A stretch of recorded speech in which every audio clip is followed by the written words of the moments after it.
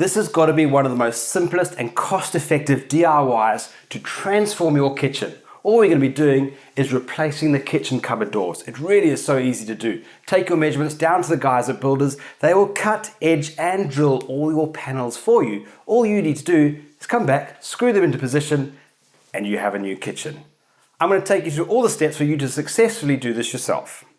So here's what you need. Pencil, some masking tape, a tape measure, a Phillips screwdriver, a 2mm drill bit, a 4mm drill bit to drill the holes for the handles, and a drill. The materials that you're going to need: some new cut and edge doors and some new handles. The first thing we need to do is to label each one of the doors and drawer faces with some masking tape. Then we can get started with the measurements. Now's a good time to either draw a layout of your kitchen or take a photograph with the labeled panels. When measuring your doors, remember the height is actually your length of the door. It's very important, as this will determine the grain orientation of the door. Remember, most kitchens are custom made, so you must measure every single door. Don't assume that a pair are the same size. When measuring your doors, measure to the outer edges to include the edging. Please ensure you measure right down to the nearest millimeter. Once all our measurements are complete, the next step is to identify the position of the hinges. That way the guys at Builders can drill those pockets for us. For the top hinge, measure from the top edge to the center of the hinge. The next hinge, measure from the top edge to the center of the hinge again. Always keep the same datum point at the top. Also make sure you identify which side of the door the hinges are located. Now with all those measurements complete, take those down to the guys at Builders and they will cut, edge and drill all the panels for you. What I like about this technique is I haven't had to dismantle anything in this kitchen. I can carry on using it as I did before until I get my new panels. Then we're going to start applying and installing the new doors. All my panels are back, the holes have been drilled for my hinges. I'm now going to mark up each door to match it as per my original list. We're going to start off by replacing our first door. Open your door up, start with the hinges, undo the screws.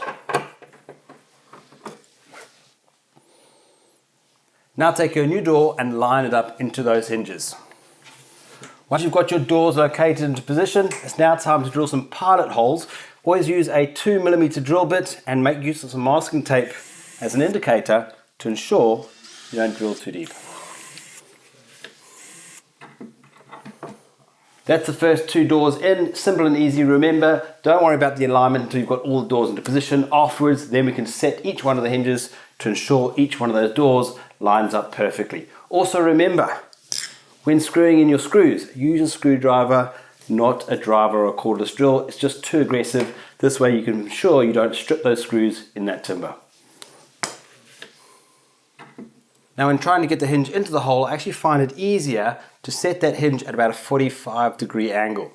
Set it about 45 degrees, line up the door, and put the heel side of that hinge in first. It locks into place, hold your door steady, allowing you to easily drill your holes.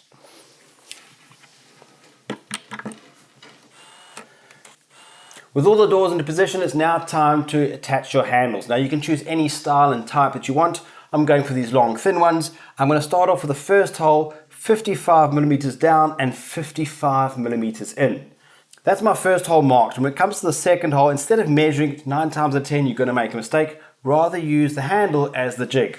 So basically line up your handle, center point at the top mark, and then you can just mark the position of the bottom portion of the hole. Make sure you have the same offset from the side. And then I'm using a 4mm drill bit to match the screw provided.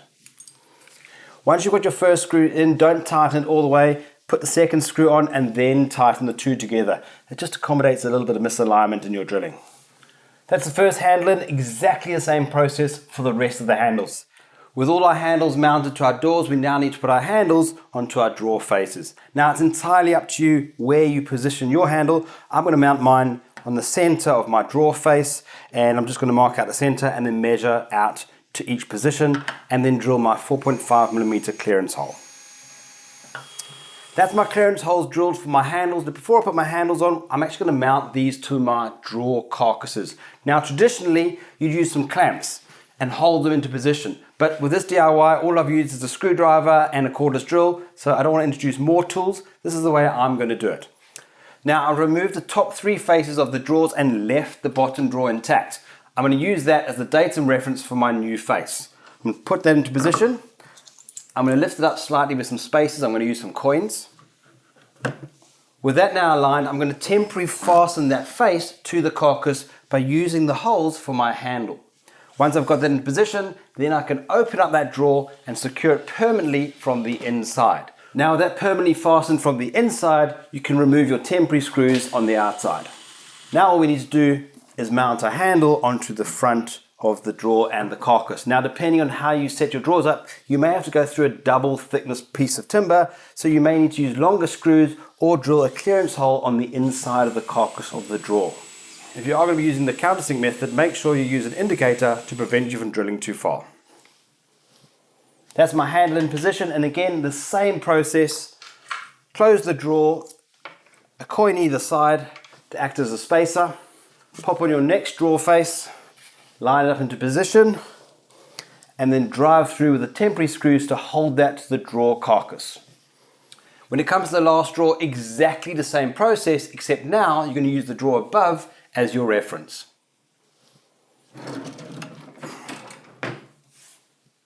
There you go, the DIY is complete. Remember, we just kept the existing carcass and gave it a bit of a facelift and an upgrade by replacing the doors and the drawer faces. Very simple and easy to do and cost effective. Remember, the guys at Builders will cut everything for you and edge it. All that you have to do is to fit it. A simple, easy DIY for you to transform your kitchen to something new. Be sure to get to Builders and get it done.